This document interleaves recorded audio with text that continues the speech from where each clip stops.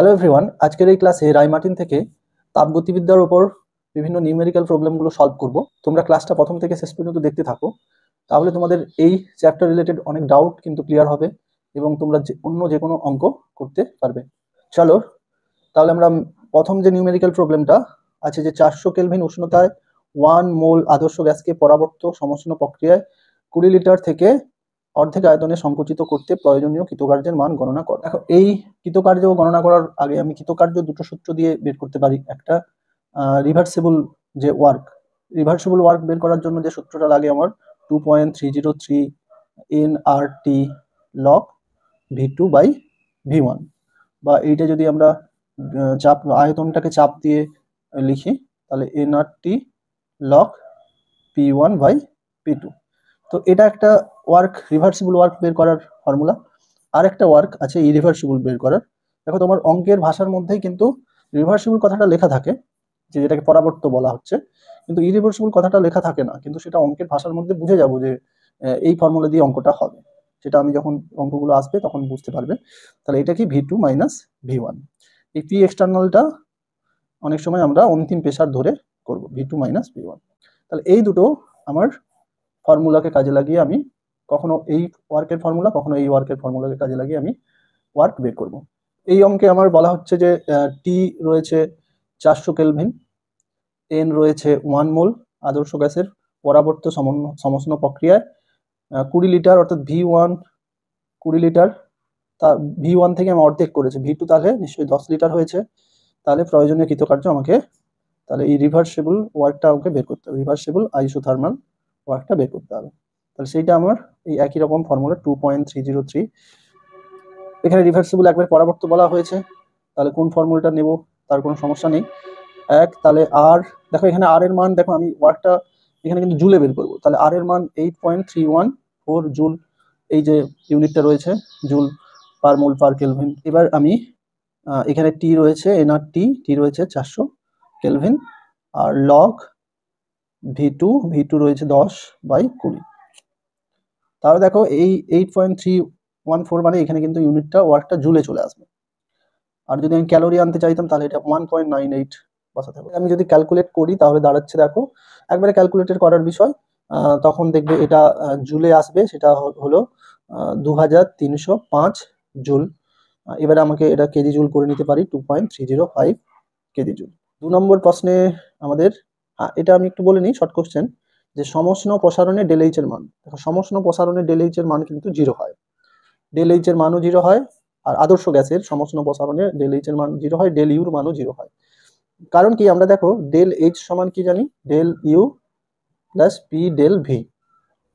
দেখো সবসময় মনে রাখবে যে আদর্শ গ্যাসের ক্ষেত্রে ডেল ইউর পরিবর্তন তার টেম্পারেচারের উপরে ডিপেন্ড করছে। এটা যেহেতু সমষ্ণ, তাহলে টেম্পারেচারের কোনো পরিবর্তন হয়নি, মানে ডেল ইউ 0। এবার ডেল ইউ 0 বলে পিভি সমান nRT আমরা জানি। এবারে পিভি ওয়ার্ক অর্থাৎ চাপ আয়তনিক কার্যটা, যেহেতু টেম্পারেচার এখানেও কনস্ট্যান্ট, টেম্পারেচারের কোনো পরিবর্তন হয়নি, তাহলে এর যখন আমরা কনস্ট্যান্টটা নেব তাহলে সেটাও কিন্তু তার এই যে পিভি ওয়ার্কটাও 0 হয়ে যাবে। যার ফলে আমি এত সব দেখাতে হবে না, তোমাকে জাস্ট মনে রাখতে হবে যে সমষ্ণ আদর্শ গ্যাসের ক্ষেত্রে সমষ্ণ অর্থাৎ যে প্রক্রিয়ায় উষ্ণতার কোনো পরিবর্তন হচ্ছে না, সমষ্ণ সংকোচনে বা প্রসারণে যাই হোক, সেখানে ডেল ইউর মানও 0, ডেল এইচ এর মানও 0। এটা দেখো, এই অঙ্কে বলা হচ্ছে একটি প্রক্রিয়ায় একটি সিস্টেম 600 জুল তাপ গ্রহণ করে এবং 300 জুল কার্য সম্পন্ন করে। সিস্টেমের আন্তঃশক্তির পরিবর্তন গণনা করো। এটা একটা সিম্পল অঙ্ক। আমাকে ডেল ইউ সমান আমরা জানি ডব্লিউ প্লাস কিউ। দেখো, এইটা আবার আমাকে বসানোর সময় একটু চিন্তা ভাবনা করে সাইন দিয়ে বসাতে হবে, সেটা ডব্লিউর মান এবং কিউর মান। দেখো, এখানে বলছে একটি প্রক্রিয়ায় সিস্টেম 600 জুল তাপ গ্রহণ করে অর্থাৎ তাহলে প্লাস, সিস্টেম তাপ গ্রহণ করলে প্লাস লিখবো, আর বর্জন করলে মাইনাস করব। তাহলে আর 300 জুল কার্য সম্পন্ন করে, তাহলে সিস্টেমটা কার্য সম্পন্ন করছে, অর্থাৎ সিস্টেম দ্বারা কাজ হচ্ছে, সিস্টেমের উপর কাজ হচ্ছে না, সিস্টেম দ্বারা। তাহলে নিশ্চয়ই এটা মাইনাস হয়ে যাবে। তাহলে এটা 300 আমি জুল লিখবো, তাহলে ওয়ার্কটা এখানে মাইনাসে লিখতে হবে, আর তাহলে তাপটা প্লাসে লিখবো। তাহলে টোটাল করলে এটা তাহলে হচ্ছে 300 জুল। এবারে তোমরা উত্তরটা লিখে দেবে। এবারে চলো 3-1 প্রশ্নটা বলছে, এমন একটি বিক্রিয়ার উদাহরণ দাও যে ক্ষেত্রে ডেল ইউ সমান ডেল ইউ হবে। দেখো, ডেল ইউর ফর্মুলা আমরা জানি, ডেল এইচ সমান del U P plus P del V. এবার পি ডেল ভিটাকে আমরা রূপান্তরিত করতে পারি ডেল এন আর টি। এই ডেল এন মানে মোল সংখ্যার পরিবর্তন, যেটা আমরা কিভাবে বের করতে পারি না, প্রোডাক্টগুলোর মোল সংখ্যা N2 মাইনাস N1, প্রোডাক্টগুলোর মোল সংখ্যা আর রিয়াক্ট্যান্টের মোল সংখ্যা। তাহলে আমাকে এমন একটা বিক্রিয়ার উদাহরণ দিতে হবে যেখানে নিশ্চয়ই ডেল এনটা 0 হয়ে যাবে। এমন একটা উদাহরণ আমি দিচ্ছি, এরকম অনেক বিক্রিয়ার টেবিল করা আছে তোমাদের বইয়ে, ছায়ার বইয়ে দেখবে। ধরো আমি এখানে দিলাম O2, যেটা গ্যাসীয় স্টেটে থাকে। দেখো মোল সংখ্যা নির্ণয়ের সময় কিন্তু এটা একটা মাথায় রাখবে, শুধুমাত্র বিক্রিয়ায় গ্যাসীয় স্টেটে থাকা রিয়াক্ট্যান্ট আর প্রোডাক্টের কিন্তু তাদেরই মোল সংখ্যা আমি ধরবো, কিন্তু যদি সলিড বা লিকুইড আকারে থাকে এবং ব্র্যাকেটের মধ্যে যে স্টেটটা লেখা থাকে তার কিন্তু মোল সংখ্যা হিসাবের মধ্যে আনবো না। এরকম অনেক আরো অঙ্কে আমরা বিষয়টা আরো ক্লিয়ার হবে। আপাতত দেখো আমি করছি N2O2, তাহলে O2N2 বিক্রিয়া করলে কি হবে, 2NO, যেটা গ্যাস। তাহলে দেখো এর প্রোডাক্টের টোটাল মোল সংখ্যা N2 কত হচ্ছে 2, আর এইখানে N1 টোটাল কত হচ্ছে 1 মোল, 1 মোল অর্থাৎ 2 মোল। তাহলে ডেল এন কত হচ্ছে 2 মাইনাস 2 সমান 0। তাহলে এই রিয়াকশনের ক্ষেত্রে ডেল এইচ সমান ডেল ইউ হবে। 3-2 কি বলা হচ্ছে না, এই যে বিক্রিয়াটা বলছে প্রদত্ত বিক্রিয়ার ক্ষেত্রে স্থির আয়তনে যদি বিক্রিয়া তাপ ডেল ইউ হয় তবে স্থির উষ্ণতা টিতে ডেল এইচ এর মান কত হবে, অর্থাৎ ডেল এইচ সমান আমাকে এই বিক্রিয়ার ক্ষেত্রে আমি ডেল ইউ দিয়ে সেটা বের করব। এন এর মানটা প্রয়োজন। দেখো ডেল এন এর মান আমি কি করে বের করব, দেখো এদিকে প্রোডাক্টের ঘরে যারা গ্যাস, এটা লিকুইড, তাহলে এর আমি মোল সংখ্যাটা হিসাবের মধ্যে আনবো না, তো এটা গ্যাস, এর মোল সংখ্যা কত আছে 2, তাহলে এইটা মাইনাস। এবারে রিয়াক্ট্যান্ট গুলো যেখানে আছে, রিয়াক্ট্যান্ট আছে ইথানল, আর ইথানলটা দেখো লিকুইড, তার মোল সংখ্যা আমরা ধরবো না। অক্সিজেন গ্যাস, তাহলে 3, তাহলে হচ্ছে এটা -1। এবার আমরা জানি ডেল এইচ সমান del U plus del N R T. তাহলে দেখো এখানে ডেল ইউ বিক্রিয়া তাপ দেওয়া আছে, তাহলে ডেল এন এর মান 1, তাহলে এটা হয়ে যাচ্ছে মাইনাস আর টি, তাহলে ডেল এইচ সমান ডেল ইউ মাইনাস আর টি। তারপরে এই 4-এর প্রশ্নটা রয়েছে, 4-এর প্রশ্নটা যেহেতু থিওরিটিক্যাল প্রশ্ন, তবু আমি একটু আলোচনা করে নিচ্ছি। প্রশ্নটা খুব ভালো প্রশ্ন। বলা হচ্ছে রাসায়নিক পরিবর্তনে এনথালপির পরিবর্তন আন্তঃশক্তির পরিবর্তন অপেক্ষা অধিক গুরুত্বপূর্ণ কেন? দেখো এই প্রশ্নের উত্তর আমি ম্যাথমেটিক্যালি একটু দিতে পারি। যেটা প্রথমে বলবো যে ডেল এইচ সমান কিউপি, এটার অর্থাৎ আর ডেল ইউ সমান কিউভি, এটা তোমরা কিন্তু ক্যালকুলেট করতে পারো। কিভাবে ক্যালকুলেট করতে পারো, আমি ডেল এইচ সমান কি জানি, del U P del V.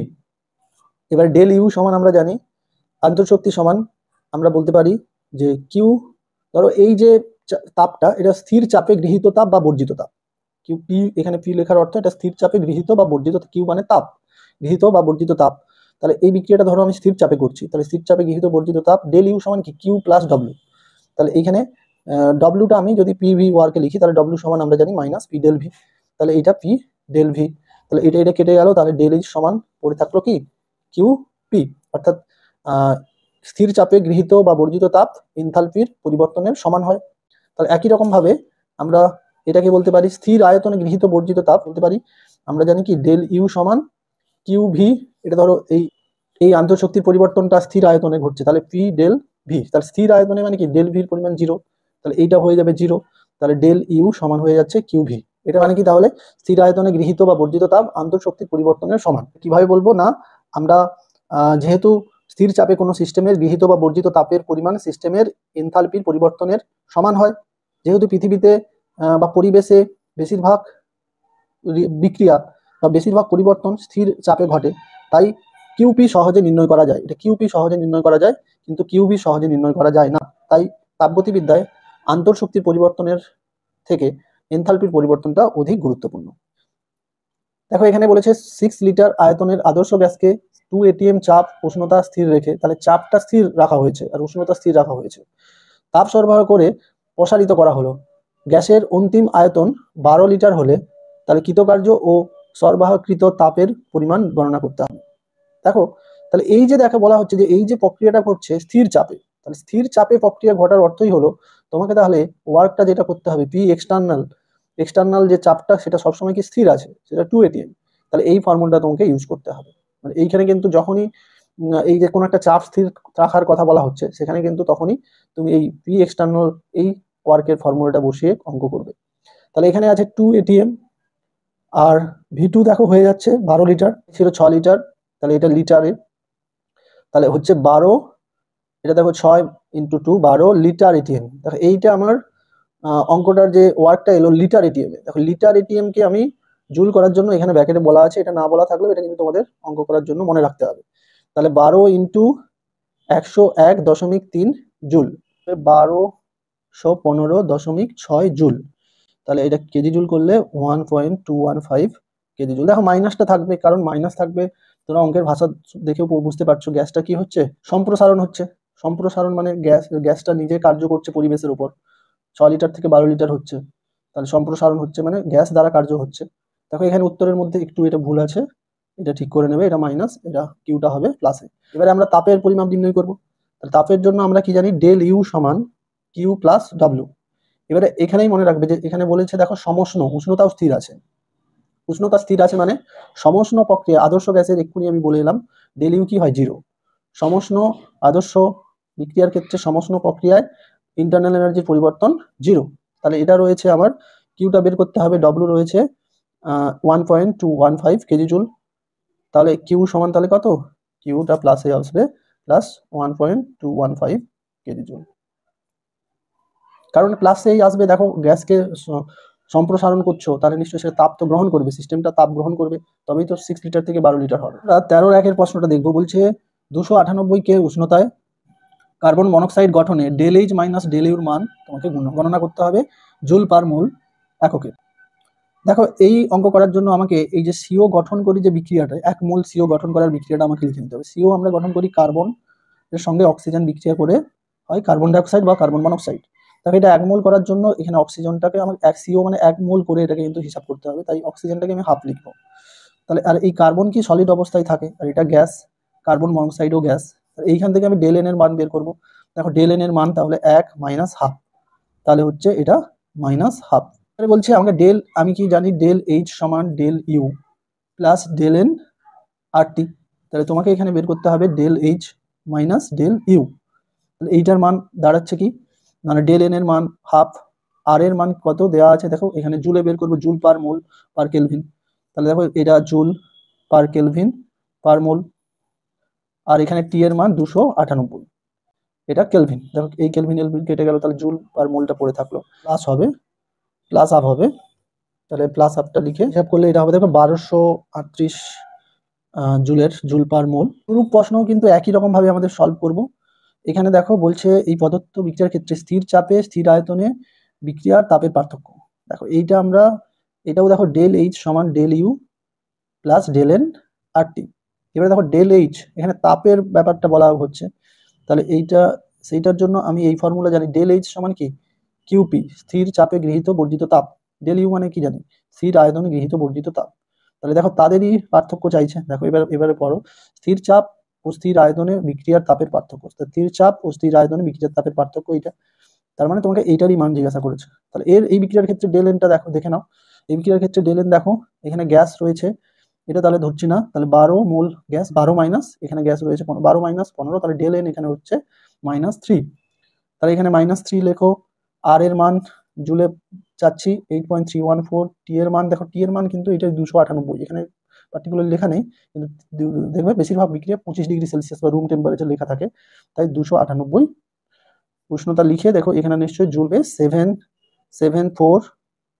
7432, এটা জুল হবে, জুলে করে নেবে -74.432 কেজি জুল। ওর 2 এর প্রশ্নে বলা হচ্ছে এই বিক্রিয়ার ক্ষেত্রে এনথালপি পরিবর্তন del H one del H two.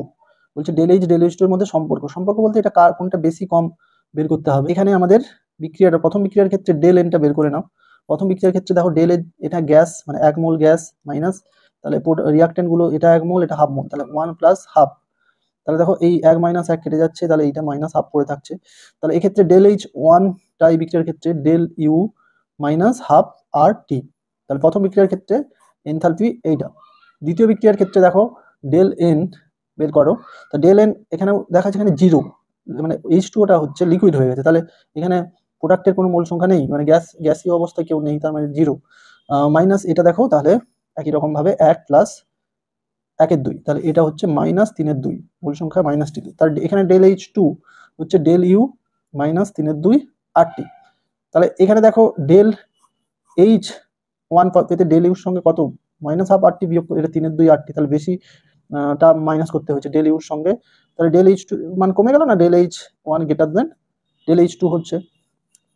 এবার এটা যদি আমি কোনো সম্পর্ক বের করতে চাই, তাহলে এরও ডেল ইউর মান বের করো, এরও ডেল ইউর মান বের করে তাহলে দুটো ডেল ইউ সমান করে ডেল এইচ টুর মধ্যে সম্পর্ক লিখতে পারবে। দেখো এবার আমার 14-1 অঙ্কটা, 14-1 কি বলা হচ্ছে যে কোনো গ্যাসকে 2 বায়ুমণ্ডলে চাপে 2 লিটার থেকে 8 লিটারে প্রসারিত করলে গ্যাসটি 400 জুল তাপ শোষণ করে, গ্যাসটির আন্তঃশক্তির পরিবর্তন কত? তাহলে এখানেও দেখো তোমাকে আন্তঃশক্তি মানে ডেল ইউ জানতে চাইছে।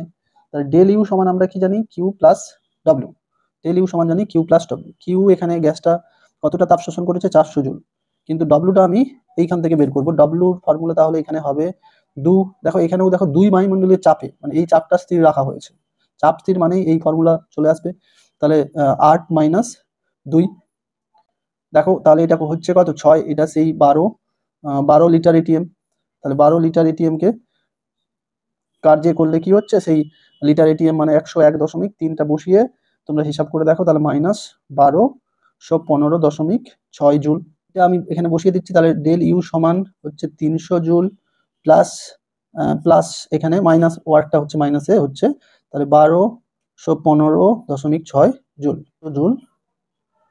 400 জুল তাপ শোষণ করে, তাহলে 400 মাইনাস এটা করে 815 জুলের মতো অঙ্কটা উত্তর। তো অঙ্কটা কি বলেছে না, নির্দিষ্ট চাপে একটি আদর্শ এক পরমাণু গ্যাসকে 225 ডিগ্রি সেলসিয়াস থেকে 125 ডিগ্রি সেলসিয়াসে শীতলীকরণ করা হলো, তাহলে ডেল এইচ এর মান কত হবে? বের করার যে সূত্র রয়েছে, দেখো ডেল এইচ আমরা বলতে পারি এনসিপি ডেল টি। দেখো এখানে সিপিটা কি, স্থির চাপে মোলার আপেক্ষিক তাপ। আপেক্ষিক তাপ, দেখো আপেক্ষিক তাপের সংজ্ঞায় আমরা কি জানি যে ডেল টি উষ্ণতা বৃদ্ধি করতে যে পরিমাণ, একক উষ্ণতা বৃদ্ধি করতে যে তাপ লাগবে।